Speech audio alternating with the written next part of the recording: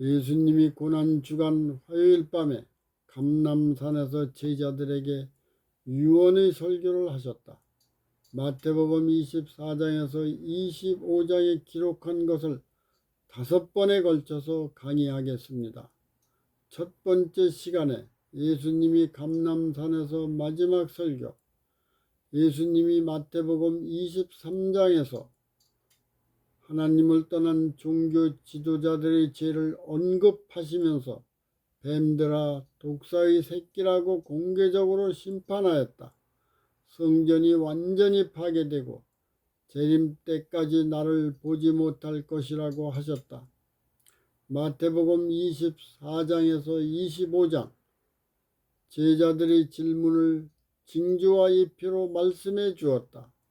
71회와 연관된 아담부터 노아 홍수까지 1657년, 노아부터 아브라함까지 427년, 아브라함과 후손이 광야와 애굽에서 430년 후에 모세가 BC 1446년에 이스라엘 민족을 출애굽시켰다.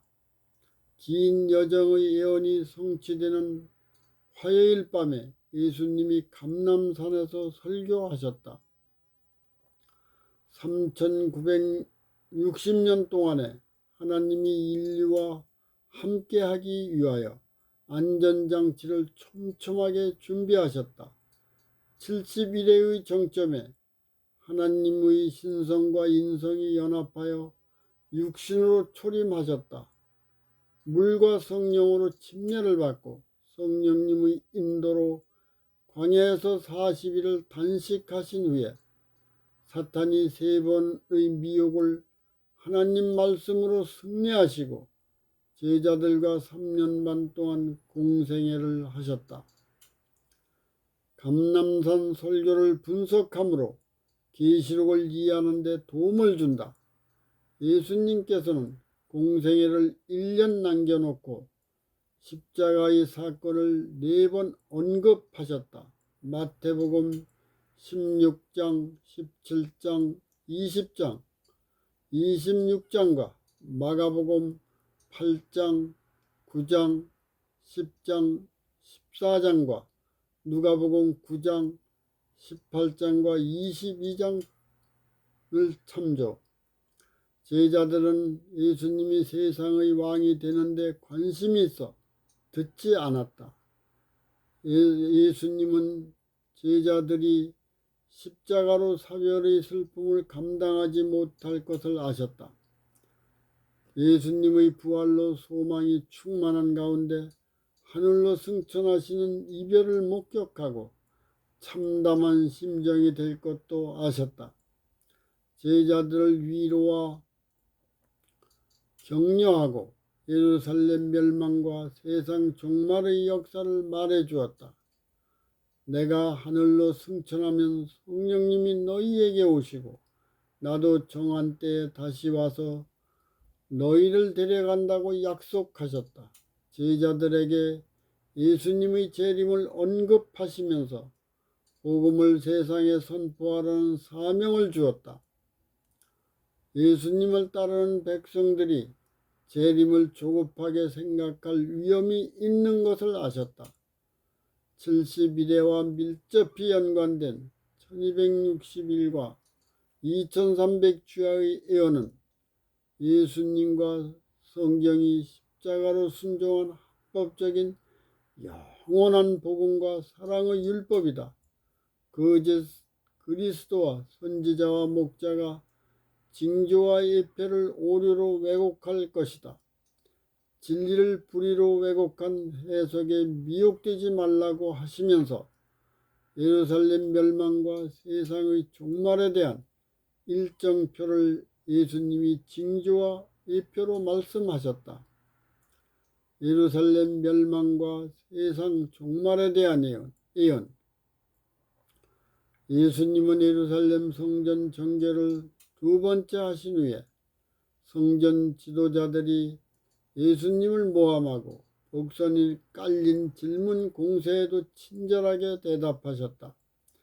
제자들에게 선생이나 지도자가 되지 말라고 하시면서 선생이나 지도자는 예수님 한 분뿐이고 너희는 다 형제다. 성경은 성령님이 기록하고 성령님이 밝히신다. 그러므로 성경을 깨닫게 하는 교사는 오직 성령님 한 분뿐이다.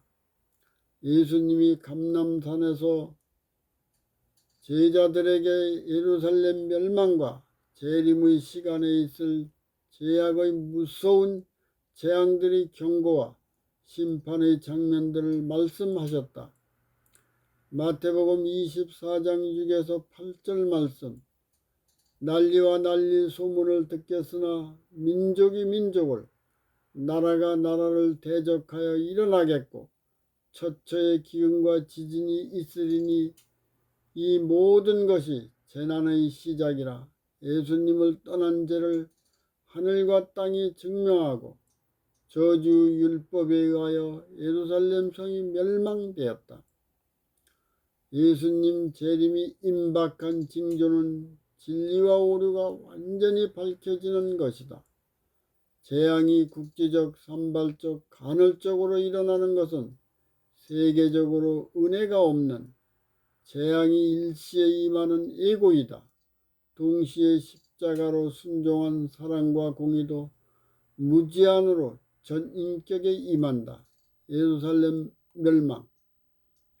예수님이 3년 반 동안 유대민족을 위하여 헌신적인 봉사에도 불구하고 유대인들은 예수님을 평강의 왕으로 그들의 마음을 주관하고 인도하는 것을 원치 아니하였다. 군사적인 왕으로서 로마 제국을 지배해 주길 원했다. 그리하여 유대민족이 국제적인 명성과 경제적인 번영으로 다른 나라를 지배하는 백성이 되기를 원하였다. 하나님은 초림 전에도 유대민족에게 하나님의 언약을 성문법으로 주고 십자가의 피로 보증하였다. 유대교와 민족에게 선지자들을 보내어 언약에 순종하면 하나님이 약속하신 복을 허락하신다고 외쳤지만 조상들의 고질적인 불순종으로 선지자들을 박해하고 죽였다. 유대인을 구원하기 위하여 구전과 성문법으로 양육과 훈련으로 연단하였다. 예수님의 초림과 3년 반 동안 무제한의 사랑으로 봉사하신 예수님을 십자가에 못 박았다. 성령 강림 후에 다시 유대인에게 복음을 선포하는 제자들을 핍박하고 죽였다. 그리하여 급속도로 배도가 일어나 유대민족이 영적으로 황폐되어 갔다. 하나님을 떠난 유대교와 백성이 물리적으로 로마에 극단적인 반항을 하였다. 로마 군인들을 분노케 하여 AD 70년에 예루살렘 성전과 성읍을 폐허로 만드는 끔찍한 사건을 예수님은 알고 계셨다. 유대의 민족이 비참한 최후를 맞이하는 것이 예수님의 뜻이 아님을 눈물로 호소하시면서 다음과 같이 말씀하셨다. 마태복음 23장 30절에서 38절 말씀. 예루살렘아, 예루살렘아, 선지자들을 죽이고 내게 파송된 자들을 돌로 치는 자여, 암탉이 그 새끼를 날개 아래 모음같이 내가 네 자녀를 모으려 한 일이 몇 번이냐. 그러고는 고뇌 어린 선고가 그분의 입술에서 떨어졌다. 보라, 너희 집이 황폐하여 버린 바 되었다. 이 선고로 제자들까지도 충격을 받았다. 유대민족의 금기요 세계에서 하나뿐인 성전은 하나님이 모세에게 하늘 성전의 원형을 보여준 모형이다. 하나님의 설계로 세워진 영적 의미가 충만한 성소는 죄인의 죄를 사하고 하나님과 만날 수 있는 성전이 파괴되다니 참으로 놀랍고 슬픈 소식이다. 마태복음 24장 3절 말씀. 제자들은 우리에게 이르소서 어느 때에 이런 일이 있겠사오며 주의 임하심과 세상 끝에는 무슨 징조가 있사오리까? 어느 때에 이런 일이 있는지 질문은 성전 파괴이고 주의 재림 임하심과 세상 끝에는 무슨 징조가 있겠습니까? 라는 것은 재림의 언급이다. 마태복음 24장 15절과 누가복음 21장 20절. 멸망의 가증한 것이 거룩한 곳에 선 것을 보거든 읽는 자는 깨달을진저. 예루살렘이 군대들에게 에워싸이는 것을 보거든 그 멸망이 가까운 줄 알라고 하셨다. 계시록 14장 1절에서 13절과 마태복음 24장 14절과 29절과 30절 말씀. 영원한 복음과 심판이 세상에 선포되어 살아서 승천할 백성이 나타날 때에 세상의 끝이 온다. 예수님의 재림은 만인이 보는 가운데 천사들과 함께 오신다. 유대민족은 BC 63년에 로마에 편입되어 통치하에 있으면서도 그들의 폭력적인 독립투쟁은 더 큰 유혈 사태를 가져와 AD 60년대 중반에는 단 한 번의 유혈 사태로 약 2만 명 이상이 죽었다고 한다. 성전 제사장들은 황제를 위하여 희생 제사나 기도를 하지 않았다. AD 66년 10월 로마 군인이 예루살렘 성을 공격하여 7일 만에 성을 포위하고 성공을 거두려는 시점에 예루살렘 성을 포위하고 있는 군인들을 갑작스럽게 안디옥으로 퇴각시켰다. 이때 산악지대에 매복해 있던 유대인들이 로마 군인을 약 6천 명 이상이나 살해했다고 한다. 그때 예루살렘 성 안에서 예수님의 교훈을 받아들인 수많은 사람이 예수님의 말씀을 기억했다.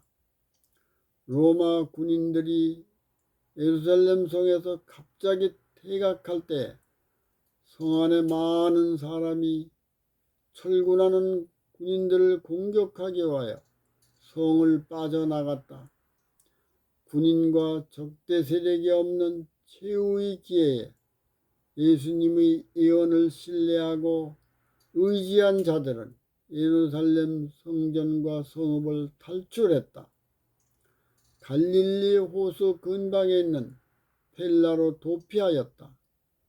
4년 후에 예루살렘 성전과 성읍이 초토화될 때 유대의 그리스도인 중에는 단 한 사람도 죽임을 당하지 않았다고 전해진다. 70년의 로마의 명장 티수스 장군이 군대를 이끌고 와서 예루살렘 성을 포위하였다. 유대교와 민족은 자기 동족끼리의 분열과 폭력 사태로 굶주림과 살인으로 비참한 비극이 더욱더 심하였다. 성이 군인들에게 함락되는 동안 수십만 명의 유대인이 굶든지 불에 타든지 화살에 맞든지 십자가에 달리든지 칼에 맞아 죽거나 노예로 끌려간 것은 저주율법을 그들이 선택한 결과이다. 레위기 26장과 신명기 28장 참조. 마태복음 24장 2절 말씀. 돌 하나도 돌 위에 남지 않고 무너진다. 첫 번째 성전 파괴는 70일의 예언이 성취된 복음을 7교회가 세상에 선포하기 위함이다.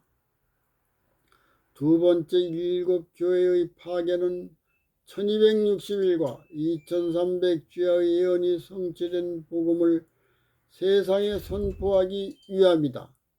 세 번째 열린 교회의 파괴는 새 도성을 세우기 위한 창조적 파괴이다.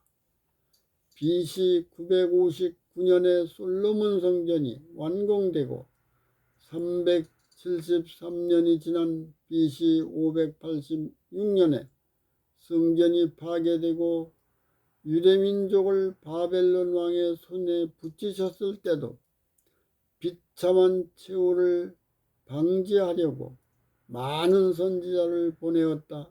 예레미야와 같은 선지자는 유대민족의 마지막 순간까지 하나님께로 돌아와 참혹한 최후의 심판을 피하라고 눈물로 호소하였다. 수십 세기 후에는 유대민족과 성전이 비참하게 멸망하지 않도록 예수님께서 3년 반 동안 유대의 곳곳에서 사랑의 순례자로 백성을 가르쳤다. 원수를 사랑하라. 악을 손으로 갚아라. 적법한 권세자를 존중하라는 평화의 길을 가르쳐 주었다.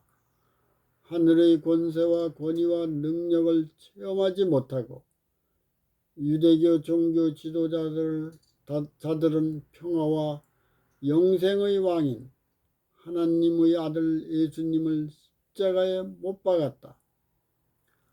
그 후에도 사도들이 이른비 성령으로 유대민족에게 예수님을 떠난 죄를 고백하고 돌아오라고 호소했다. 사도들도 예수님과 율법의 이름으로 박해하고 죽였다. 예루살렘 성전 파괴와 성읍의 황폐로 인한 유대민족의 참상은 이 세상 종말의 축소판이다. 예수님을 떠난 유대교와 가톨릭과 개신교회의 재난이 점점 심해진다. 십자가로 순종한 예수님과 성경의 복음과 예언을 불의의 권세로 왜곡한 열린 종교의 문 밖에 예수님이 서 계시기 때문에 재앙이 임한다. 예수님의 재림이 임박할수록 인본주의 세력을 우상으로 신봉하는 종교와 정부가 점차로 연합하게 된다. 다음 시간에는 두 번째로 전쟁, 지진, 기근, 재난과 재앙이 심한 것을 연구하겠습니다.